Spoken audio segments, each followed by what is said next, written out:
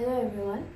सो हम लोगों ने solar radiation, heat balance and temperature के बारे में पढ़ा था, okay. And we did I guess 3 or 2 videos. Now this is probably the third or fourth part of the video wherein we will be discussing about terrestrial radiation and heat balance of earth. ठीक है, so heat balance से बाद में जाते हैं, पहले terrestrial radiation समझते हैं, ओके। आई गेस हम लोगों ने टेरेस्ट्रियल रेडिएशन के बारे में थोड़ा बहुत पढ़ा है, ओके। लाइक सपोज जो अर्थ से हीट जा रहा होता है, ठीक है, जो सन से अर्थ की तरफ हीट आ रहा होता है उसको कहते हैं हम लोग सोलर रेडिएशन, ठीक है। फिर अर्थ से जो वापस स्पेस की तरफ जा रहा होता है उसको कहते हैं हम लोग टेरेस्ट्रियल रेडिएशन, राइट। ये अपना अर्थ है, ये सन है, यहाँ से सन से हीट आ रहा है और ये वापस जा रहा है। जो हीट सन से अर्थ की तरफ आ रहा है उसको कहते हैं इंसोलेशन। क्या कहते हैं? Insolation, okay. एंड जो हीट अर्थ से स्पेस की तरफ जा रहा है उसको कहते हैं टेरेस्ट्रियल रेडिएशन। मैं आपको अभी डिटेल्स में समझाती हूँ, ठीक है। सो ये हमारा सन है और ये हमारा अर्थ है, ओके। सो सन से अर्थ की तरफ जो हीट आता है ना वो शॉर्ट वेव फॉर्म में आता है, ठीक है। ऐसे करके ये शॉर्ट वेव फॉर्म में आता है। शॉर्ट वेव फॉर्म में आने का मतलब क्या होता है कि इसको सन से लेकर अर्थ तक जो हीट होता है उसको पहुंचने में बहुत कम टाइम लगता है, लेसर टाइम। आई होप आप लोगों को विजिबल होगा अच्छे से, लेसर टाइम, ठीक है। जो अर्थ का हीट है, जो सन का हीट है वो अर्थ तक पहुंचने में बहुत कम समय लगता है, ओके। एंड अर्थ से जो वापस स्पेस की तरफ हीट जाता है, ठीक है, हम लोग को सन का जितना भी हीट रिसीव होता है वो वापस से चला जाता है। It's like suppose you have 100 rupees, ठीक है। आप उसको हमेशा तो सेव करके नहीं रख सकते ना, कहीं ना कहीं ultimately you are gonna spend it. You might save थोड़ा सा एंड देन कुछ चॉकलेट्स ले लिया, बुक्स ले लिया, वगैरह वगैरह में you are gonna spend it, right. So वैसे ही हम लोग का अर्थ को जितना भी हीट मिलता है सन का ऐसे ही रिफ्लेक्ट हो जाता है, ठीक है, like this in long wave forms. नजर आ रहा है? ये जो डिस्टेंस है यहाँ से लेकर यहाँ तक का जो डिस्टेंस है और यहाँ से लेकर यहाँ तक का जो टॉप्स का डिस्टेंस है वो देखिए, यहाँ पे इतना बड़ा है डिस्टेंस और यहाँ पे डिस्टेंस बहुत कम है। से अगर यहाँ पे 1 सेंटीमीटर डिस्टेंस है तो यहाँ पे 5 सेंटीमीटर डिस्टेंस है, ठीक है। सो डिफरेंस समझ में आ रहा है? सो सन के से अर्थ की तरफ जो हीट आ रहा है उसको कम समय लगता है, क्यों? क्योंकि ये शॉर्ट वेव्स है और शॉर्ट वेव्स को हमेशा कम टाइम लगता है, okay. On the other hand जो अर्थ से स्पेस की तरफ वापस से चला जाता है वो लॉन्ग वेव फॉर्म में होता है। क्या फॉर्म में? लॉन्ग वेव फॉर्म में, यानी कि उसको अर्थ को लीव करने में बहुत ज़्यादा टाइम लगता है, टेक्स लॉन्गर टाइम, ठीक है। ये समझ में आ गया? अभी अर्थ से ये जो हीट जा रहा होता है इसको कहते हैं हम लोग टेरेस्ट्रियल रेडिएशन। क्या बोलते हैं? Terrestrial radiation, okay. अभी हम लोग तो ये समझ लिया कि सन से अर्थ की तरफ हीट जो आता है उसको कहते हैं इंसोलेशन और ये इंसोलेशन शॉर्ट वेव फॉर्म में होता है। फिर अर्थ से स्पेस की तरफ, सपोज ये अपना स्पेस मान लो, सोलर सिस्टम मान लो, कुछ भी बोल लो, जो जाता है उसको कहते हैं टेरेस्ट्रियल रेडिएशन। ये कैसा होता है? लॉन्ग वेव फॉर्म में होता है, जिसका वजह से ज़्यादा टाइम लगता है हीट को जाने में, ठीक है। अभी ये टेरेस्ट्रियल रेडिएशन कैसा होता है? देखिए, ये सन है, सन से अर्थ की तरफ जो हीट आ रहा है, ठीक है, वो हीट आके पहले तो ये अर्थ को गर्म करेगी, है ना। गर्म करने के बाद वो फिर से, क्योंकि ये एक रेडिएटिंग बॉडी बन जाता है। सपोज अगर आप आग, ओके, यू नो पिक्चर्स वगैरह में दिखाते हैं ना आग को गोला है ना, if you touch that your hands will burn, ठीक है। अगर कोई भी गर्म चीज़ होता है इसको आप छूने से एकदम ऐसा हो जाता है ना, टच ही नहीं कर पाता है ना, एकदम ऐसा निकल आता है ना। सो वैसा होता है हम लोग का जो अर्थ का जो हीट होता है, ठीक है। एक बार ये बॉडी, ठीक है, सन से हीट आ रहा है और अर्थ एक बार जब ये बॉडी गर्म हो जाता है सो ये एक रेडिएटिंग बॉडी बन जाता है। क्या बन जाता है? एक रेडिएटिंग बॉडी, मतलब ये हीट रेडिएट करने लग जाता है ऐसे करके, ठीक है, रिलीज करने लग जाता है, ओके। सो ये होता है टेरेस्ट्रियल रेडिएशन। अभी ये टेरेस्ट्रियल रेडिएशन आप लोग को समझ में आ गया ना, सन से अर्थ को हीट मिलता है, अर्थ गर्म हो जाता है और एक रेडिएटिंग बॉडी बन जाता है, उसके बाद ऐसे लॉन्ग वेव फॉर्म्स में छोड़ने लग जाता है, ओके। अभी और एक बात, ठीक है, हम लोगों ने global warming, green house effect के बारे में पढ़ा है, राइट। सो उसमें क्या होता है, जो ग्रीन हाउस गैसेस होता है वो हीट को ट्रैप करके रख देता है। क्या करता है? हीट को ट्रैप करके रख देता है। ग्रीन हाउस गैसेस जैसे कि कार्बन डाइऑक्साइड हो गया, water vapour you can say, okay, ये सब गैसेस सन का जो हीट होता है उनको ट्रैप कर लेता है। ठीक है, सपोज ये सन का हीट है, इसको ऐसे ट्रैप कर लेता है, अपने में फंसा लेता है। ठीक है, और इसकी वजह से अर्थ में गर्मी बढ़ता है। सो ये सब है टेरेस्ट्रियल रेडिएशन। उसके बाद जो आगे हम लोग हीट बजट पढ़ेंगे उसमें हम लोग डिटेल्स में समझेंगे कि ये जो बैलेंस हो रहा होता है। देखिए, अगर ये 100% आ रहा है, ठीक है, 100% सनलाइट आ रहा है, तो किसी ना किसी फॉर्म से ये 100% सनलाइट चला भी जाता है। ओके, कुछ एब्जॉर्ब करने के बाद फिर से छोड़ता है, या फिर कुछ डायरेक्टली चला जाता है। सो वो जो प्रोसेस होता है, ठीक है, ये सन से लेकर अर्थ तक का जो हीट आता है और अर्थ से लेकर स्पेस तक जो हीट चला जाता है, ठीक है, उस 100% आता है, 100% चला भी जाता है। ओके, सो नॉट डायरेक्टली, कुछ डायरेक्टली चला जाता है और कुछ एटमॉस्फेयर से होके चला जाता है। ओके, अर्थ तक पहुँच के चला जाता है। सो उसका बारे में हम लोग पढ़ेंगे, हीट बजट के बारे में। सो टेरेस्ट्रियल रेडिएशन इतना भी लंबा टॉपिक नहीं था। आई होप आप लोगों को टेरेस्ट्रियल रेडिएशन अभी समझ में आ गया होगा। Now next, let us move on to heat budget of the planet Earth. Okay, I can rub this.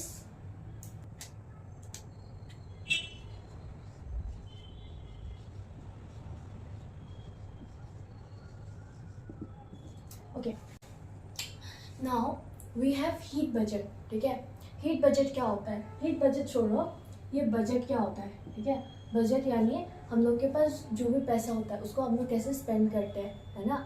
कुछ बचाते हैं, कुछ ऐसे ही यूज़ कर लेते हैं। सपोज 100 रुपीज़ है, 100 रुपीज़ में से हम लोगों ने 50 रुपीज़ सपोज सेव करके रख लिया। ठीक है, फिर 30 रुपीज़ चॉकलेट्स खरीद लिया, 20 रुपीज़ का कुछ ले लिया। ऐसा करके हम लोग लाइक यूज़ कर लेते हैं। 50, 60, 70, 80, 90, 100 ये यूज़ कर लिया जाता है ना।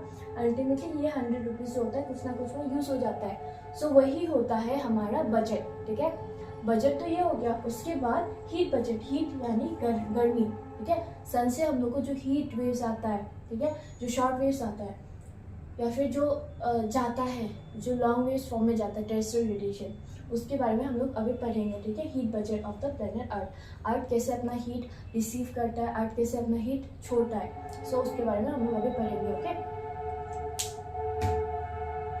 सो पहला बात आप लोगों को जो जानना है हीट बजट में वो है कि amount of insolation equals amount of terrestrial radiation. यहाँ पे टीआर का मतलब है टेरेस्ट्रियल रेडिएशन। ठीक है, सो अर्थ अपना हीट जो है ऐसे करके बैलेंस करता है। ठीक है, ये हीट बैलेंस होता है जब जितना भी अमाउंट ऑफ इंसोलेशन, जितना हम लोग को सनलाइट मिल रहा है सन से, वो इक्वल होता है। ठीक है, जो सनरेज जा रहा होता है, जो अर्थ से बाहर निकल रहा होता है स्पेस की तरफ। ठीक है, इसको कहते हैं इंसोलेशन, इसको कहते हैं टेरेस्ट्रियल रेडिएशन। अगर ये दोनों इक्वल होता है तो एक हीट बैलेंस हम लोगों को मिलता है। ठीक है, सपोज 100 यूनिट्स आ रहा है तो 100 यूनिट्स जा भी रहा है। यही है हम लोगों का हीट बजट। ठीक है, अभी हम लोग हीट बजट में मेनली पढ़ेंगे ये जो 100 यूनिट्स, यहाँ पे मैंने बस एक एग्जांपल लिया। ठीक है, 100 यूनिट्स, तो ये 100 यूनिट्स अर्थ से रिसीव होके कैसे ये 100 यूनिट्स हम लोग स्पेंड कर रहे हैं। यहाँ पे जैसे हम लोगों ने ना चॉकलेट्स में लिया, नोटबुक्स में, सेविंग्स में क्या क्या में यूज़ किया ना, सो ये वाला हम लोग यहाँ पे कैसे अप्लाई करेंगे। ठीक है, ये 100 यूनिट्स को हम लोग कैसे यूटिलाइज करेंगे। ओके,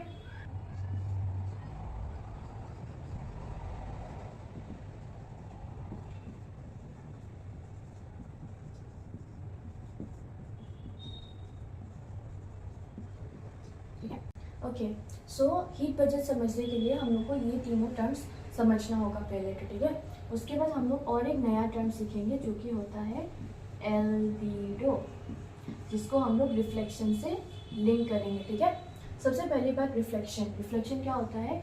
एक मिरर होता है, उसमें सनरेज पड़ता है। आप यहाँ पे देखोगे खुद को, you will find yourself, right. हम लोगों ने ये क्लास 10 का प्रैक्टिकल्स वो सब में भी पढ़ा है। क्लास 10 का साइंस, क्लास 9, 10 का साइंस में तो रहता ही यही है। सो ये रिफ्लेक्शन होता है। ठीक है, जब सनरेज इधर आता है और ये मिरर है, सनरेज इधर आता है and in turn we see ourselves in the mirror, तो ये रिफ्लेक्शन का एग्जांपल हो गया। ठीक है, उसके बाद स्कैटर्ड। स्कैटर्ड मतलब पूरा फैल जाना। ठीक है, फैल जाना जो होता है उसको कहते हैं स्कैटर्ड। सपोज अगर आप एक बल्ब जला दोगे, लाइट बल्ब, तो पूरा रूम में लाइट फैल जाता है ना, पूरा रूम, जैसे अभी मैंने ये लाइट जलाया हुआ तो पूरा रूम में रोशनी फैल गया, so that is scattered. Scattered मतलब पूरा फैल जाना, ठीक है। एंड एब्जॉर्ब, एब्जॉर्ब मतलब कुछ कुछ चीज़ वो खुद में एब्जॉर्ब कर लेता है, जैसे कि हमारा बॉडी है ना, हमारा बॉडी, ह्यूमन बॉडी कैसा होता है, जब अगर हम लोग धूप में बहुत ज़्यादा रहते हैं तो हमारा बॉडी जो होता है वो सनरेज एब्जॉर्ब कर लेता है, जिसकी वजह से हमारा स्किन टैन हो जाता है ना। सो ये होता है रिफ्लेक्शन, स्कैटर्ड, एब्जॉर्ब। आप लोगों को इतना ये तो समझ में आ गया। अभी यही तीनों प्रोसेसेस को हम लोग हीट बजट में भी अप्लाई करेंगे, ओके। तो हाँ, एल्बिडो, ठीक है। तो सपोज ये सन है, ये अर्थ है, ठीक है। आउट ऑफ दिस 100 यूनिट्स, ठीक है, 100 यूनिट्स जो अर्थ के पास आ रहा होता है, ठीक है, ये अर्थ तक पहुँचने से पहले ही रिफ्लेक्ट होता है। रिफ्लेक्ट मतलब कि इधर से ये देखो मिरर, ये मिरर है, इसके पीछे और लाइट नहीं जा पाता है, ठीक है, डायरेक्ट ऐसे रिफ्लेक्ट करके यहाँ पे आ जाता है, राइट। सो वैसे ही यहाँ पे भी होता है। अर्थ में सन का जो रिफ्लेक्शन होता है उसमें क्या होता है, अर्थ तक पहुँचने से पहले ही ऐसे आता है, ऐसे चला जाता है, अर्थ के अंदर घुसता ही नहीं है, डायरेक्ट बाहर से चला जाता है, ठीक है। इसको रिफ्लेक्शन कहते हैं। और एल्बिडो मतलब क्या होता है, एल्बिडो मतलब जो एक रेशियो होता है रिफ्लेक्शन और एक्चुअल सनलाइट का। जैसे कि सपोज 35 यूनिट्स, ठीक है, आप लोग का बुक में 35 यूनिट्स दिया हुआ है तो 35 यूनिट से मान लेते हैं। सो ये 35 यूनिट्स रिफ्लेक्टेड हो गया, ठीक है। रिफ्लेक्टेड मतलब इधर से अर्थ को छू के ही चला गया, मतलब अर्थ के अंदर घुसा ही नहीं, बस अर्थ को छू के ऐसे चला गया, okay. You can see from here, ये एकदम अंडरटेक नहीं घुसा, बस यहाँ तक आके चला गया। और ये 100 यूनिट्स है। सो यहाँ पे एल्बिडो हम लोगों का क्या होगा, रिफ्लेक्टेड यूनिट, ठीक है, bye, I am so sorry, यहाँ पे थोड़ा सा मिस्टेक हो गया, टोटल यूनिट। समझ में आ रहा है, reflected unit by total unit यानी 35/100, ये अपना एल्बिडो हो जाएगा, ओके। नेक्स्ट बात कि अगर ये 35 यूनिट्स का जगह पे 40 यूनिट्स भी अगर होता, ठीक है, तो हमारा एल्बिडो हो जाता 40/100। तो एल्बिडो जैसे ही आप समझो, albedo is linked with reflection.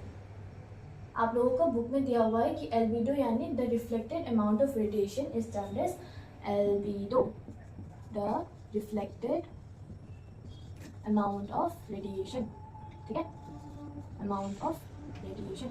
I hope ये आप लोगों को समझ में आ गया एल्बिडो क्या है, रिफ्लेक्शन से कैसे लिंक्ड है, समझ में आ गया ना। अभी let's move on to albedo का सोर्सेस। क्या क्या वो मीडियम है जिससे कि एल्बिडो होता है। So let me just write it down here, albedo,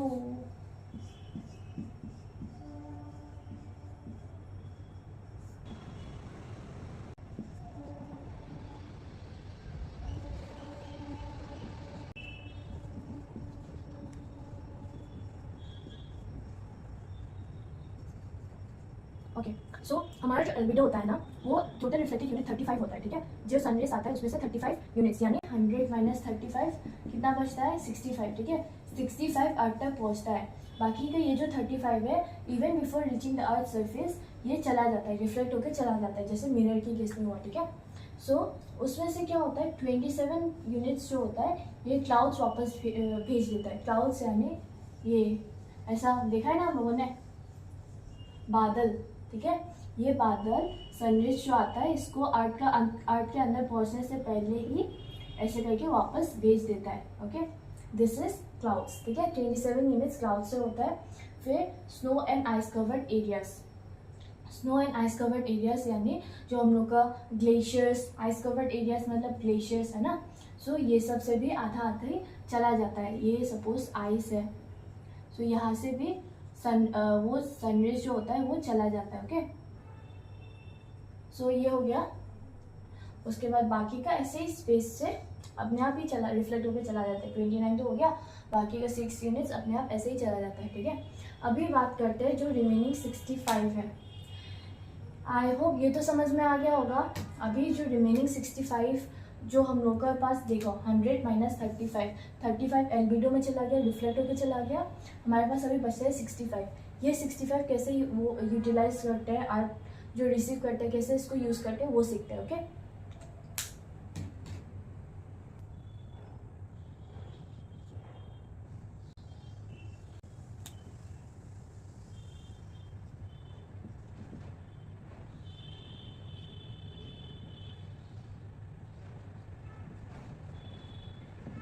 देखो ये सन है, ये अर्थ है, 100 यूनिट्स आ रहा है, इसमें से 35 यूनिट्स ऑलरेडी चला गया, ठीक है, 35 यूनिट्स ऑलरेडी चला गया, किससे, एल्बिडो से, जो किस से हो रहा था, हम लोगों का क्लाउड्स, ठीक है, मैं यहाँ पे साइड में से ड्राइंग बना के रख देती हूँ, क्लाउड्स, फिर हम लोग का जो आइस शीट्स वगैरह था ना, जो ग्लेशियर्स वगैरह था, उनसे 35 यूनिट्स चला गया।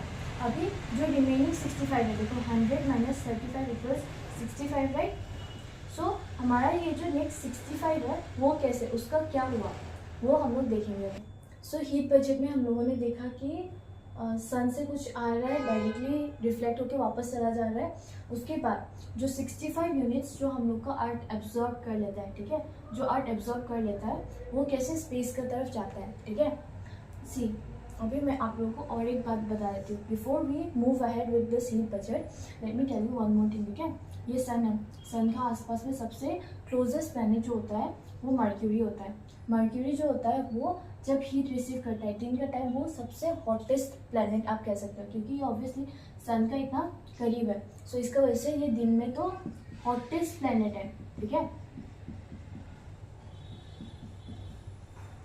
लेकिन जब रात होता है तब ये बहुत ज़्यादा ठंडा हो जाता है। क्यों? क्योंकि यहाँ पे कोई एटमॉस्फेयर नहीं है या फिर इसका हीट रेगुलेट नहीं होता है। अगर ये 100% सनरेज रिसीव करता है, वही 100% सनरेज को ये फिर से पूरा चला जाता है उसका, ऐसा कुछ भी नहीं है यहाँ पे। जैसे हमारे अर्थ के केस में हो रहा है, 100 यूनिट्स था, 35 यूनिट्स रिफ्लेक्ट हो गया, लेकिन बाकी का जो 65 है वो अर्थ ने एब्जॉर्ब कर किया हुआ है, ठीक है। लेकिन मर्क्यूरी के केस में ऐसा कुछ भी नहीं होता है, 100 यूनिट्स आ रहा है, वही 100 यूनिट्स चला भी जा रहा है, ठीक है। पूरा 100% इंसुलेशन है तो 100% टेरेस्ट्रियल रेडिएशन में पूरा का पूरा जा रहा है, okay. On the other hand हमारा जो अर्थ होता है उसका केस में ऐसा नहीं होता है, ठीक है। अर्थ जो होता है सोलर रेडिएशन एब्जॉर्ब करता है, उसको पूरा रिफ्लेक्ट भी कर देता है, वापस से स्पेस की तरफ भेज भी देता है, लेकिन वो जो ये जो 65% जो ये रिसीव करता है, ठीक है, 65% जो ये हीट रिसीव करता है उससे अर्थ का टेम्परेचर मेंटेन करके रखता है। कैसे, समझिए। देखो दिन में तो हमारा like suppose let's say 30 degree तक भी रहता है दिन में, ठीक है, दिन में 30 डिग्री तक भी रहता है टेम्परेचर, ठीक है, डे में। लेकिन रात तक आते आते वो टेम्परेचर ऐसे अराउंड 20 डिग्री तक हो जाता है। ऐसा तो नहीं होता है ना कि 30 डिग्री से डायरेक्ट -5 डिग्री, -10 डिग्री, ऐसा तो नहीं जाता है ना। एक टेम्परेचर मेंटेन होके रहता है। ये टेम्परेचर मेनली होता है हमारा हीट बजट की वजह से। हीट बजट मतलब जो सनरेज आ रहा है वो अच्छे से एब्जॉर्ब हो पा रहा है, ठीक है।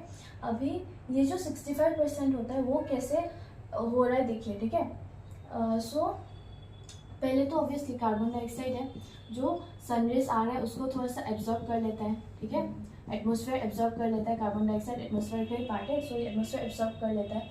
अभी यहाँ पे देखिए convection and turbulence and latent heat of condensation, आप लोग अपना बुक में देखना तो ये दोनों टर्म्स दिया हुआ है, ठीक है। अभी आप लोग ये इतना भी ज़्यादा उसमें डिटेल्स में मत जाओ, ठीक है, कि 1451 एग्जाम्स में उतना क्वेश्चंस नहीं आता है, बट बाई चांस आने से भी आप एक बार खुद से रीडिंग कर लेना। मैं आप लोग को अभी पढ़ा दूंगी, उसके बाद आप लोग एक बार खुद से रीडिंग कर लेना, ओके।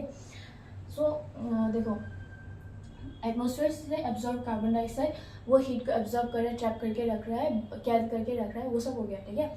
उसको वैसे अर्थ का गर्मी बना रहता है। अभी नेक्स्ट होता है convection and turbulence. Convection and turbulence and latent heat of condensation, ये दो नया टर्म सीखेंगे। कन्वेक्शन ऑलरेडी हम पढ़ चुके हैं। कन्वेक्शन मतलब क्या होता है, जो हमारा वर्टिकल हीटिंग पढ़ा था ना कुछ, जब हम लोग वो heating and cooling of the atmosphere पढ़ रहे थे, जब गर्मी ऐसे वर्टिकली ऊपर जाता है, एक लेयर से एक लेयर ऐसे करके जाता है, वो होता है कन्वेक्शन, है ना। हम लोगों ने पढ़ा था आई गेस कन्वेक्शन के बारे में। जब क्या होता है एक लेयर से ऐसे ऊपर की तरफ जाता रहता है और ये ट्रोपोस्फेयर तक ही सीमित है। हम लोगों ने ये पढ़ा था ना कि एक करेंट्स का फॉर्म में एक पर्टिकुलर डायरेक्शन में जो हीट होता है चला जाता है, वो होता है कन्वेक्शन। टर्बुलेंस मतलब क्या होता है, जो एक डिस्टर्बेंस आता है, ठीक है। डिस्टर्बेंस इन द सेंस जैसे साइक्लोन हो गया या फिर जब वैसा टाइप का कुछ डिस्टर्बेंस होता है, ठीक है। उसके बाद आता है latent heat of condensation. Latent heat of condensation मतलब क्या होता है, लेटेंट हीट ऑफ कंडेंसेशन समझने से पहले हम लोग को समझना एक बहुत इंपॉर्टेंट चीज़ है जो कि है latent heat. What is latent heat? Latent heat मतलब क्या होता है, ठीक है।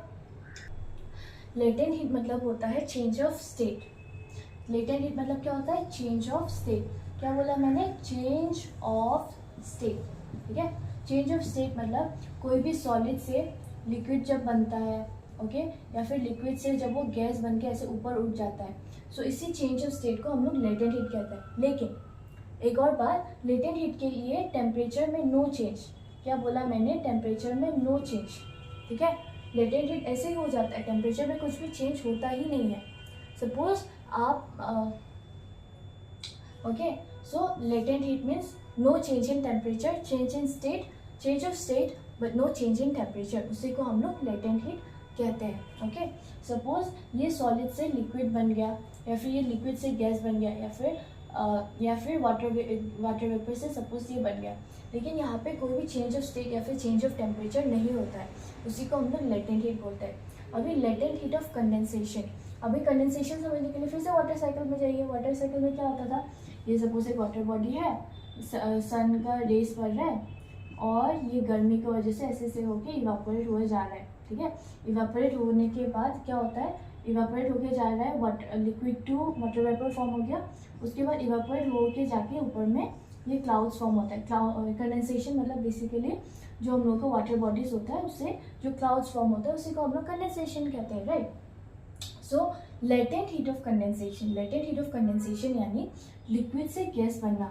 लेटेंट हीट मतलब लिक्विड टू गैस, मैं यहाँ पे L2G लिख रही हूँ, ठीक है, लिक्विड टू गैस, ठीक है, but without any change in temperature, no change in, ये क्रॉस मतलब नो चेंज इन टेम्परेचर, ठीक है। तो लिक्विड टू गैस जो बदलता है without any change in temperature, उसी को हम लोग कंडेंसेशन कहते हैं, ठीक है। अभी हीट बजट समझते हैं। हम लोगों ने आज बहुत सारे नया टॉपिक सीखा ना, for example albedo, latent heat of condensation, turbulence, okay. I hope आप लोग ये सब याद रखोगे, and please ask me if you have any doubts, okay. So देखो 14 एटमॉस्फेयर से चला जाता है, एटमॉस्फेयर में जो गैसेस होता है, वाटर वेपर होता है, हम लोगों ने पढ़ा था ना एटमॉस्फेयर के बारे में। गैसेस होता है, ओजोन, नाइट्रोजन, कार्बन डाइऑक्साइड, बहुत सारे गैसेस होता है, वाटर वेपर होता है, डस्ट पार्टिकल्स होता है। तो उस जो 65 होता है उसमें से 14 तो ये एटमॉस्फेयर ऐसे अब्जॉर्ब कर लेता है, ठीक है। उसके बाद 51 जो होता है अर्थ सरफेस, देखो अर्थ सरफेस और एटमॉस्फेयर, ये सपोज अर्थ सरफेस है, इसके अराउंड जो गैसेस होता है वो होता है एटमॉस्फेयर, ठीक है। सो ये 14% एब्जॉर्ब कर लेता है, और बाकी का जो ये 51 होता है, 51% होता है, वो हमारा अर्थ सरफेस एब्जॉर्ब कर लेता है टेरेस्ट्रियल रेडिएशन के फॉर्म में। फिर से ये अर्थ सरफेस में पहुंच के भी फिर से रिफ्लेक्ट होता है, ठीक है, फिर से रिफ्लेक्ट होता है, उसी का ये दिया हुआ है 6 यूनिट्स एटमॉस्फेयर जाता है, फिर convection and turbulence, latent heat of condensation, ठीक है। आई होप आप लोगों को ये समझ में आ गया होगा। आउट ऑफ दिस 34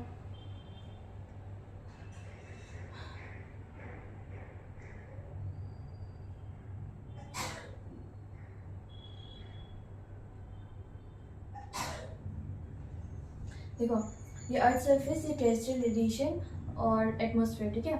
ये जो अर्थ सरफेस तक आके भी अर्थ सरफेस से भी रिफ्लेक्ट होके जाता है, वो है 17, ठीक है। ये अर्थ सरफेस तक पहुंच गया, ठीक है, एटमॉस्फेयर, इसमें से 14% एटमॉस्फेयर ने एब्जॉर्ब कर लिया, कितना 14% एटमॉस्फेयर में डायरेक्ट एब्जॉर्ब कर लिया, ठीक है। फिर अर्थ सरफेस तक पहुंच जाता है वो हीट, ठीक है, अर्थ सरफेस तक पहुंच के फिर से टेरेस्ट्रियल रेडिएशन होके वापस चला जाता है, आउटगोइंग, ठीक है। Terrestrial radiation is basically outgoing solar radiation, ठीक है, बाहर चला जाता है। फिर से ये 51 में से भी अर्थ तक आता है, एटमॉस्फेयर में तो पहले ही 14% ऑब्जर्व कर लिया था, फिर अर्थ सरफेस तक आता है, अर्थ सरफेस से फिर से एटमॉस्फेयर की तरफ जाता है हीट, ठीक है। फिर एटमॉस्फेयर से फिर से रिफ्लेक्ट होता है, 6% रिफ्लेक्ट होता है, फिर condensation and convection and turbulence, latent heat of condensation. आप ये वीडियो देखने के बाद ना एक बार आप वो पढ़ के देखना, ठीक है, terrestrial radiation and heat budget of the planet Earth, जो आप लोगों को बुक में दिया हुआ है, वो एक बार पढ़ लेना। I am sure you will be able to understand कि क्या पूछा गया है अभी। Now I hope the concepts are pretty much clear. अगर आप एक बार बुक को अच्छे से रीड करोगे then you will be able to understand कि क्या बोला गया है, ठीक है। So and even then if you have any doubts, feel free to ask me in the comment sections, okay. So yeah, that's it. Thank you so much for your time, and please don't share to like, share and subscribe to my YouTube channel. Thank you so much.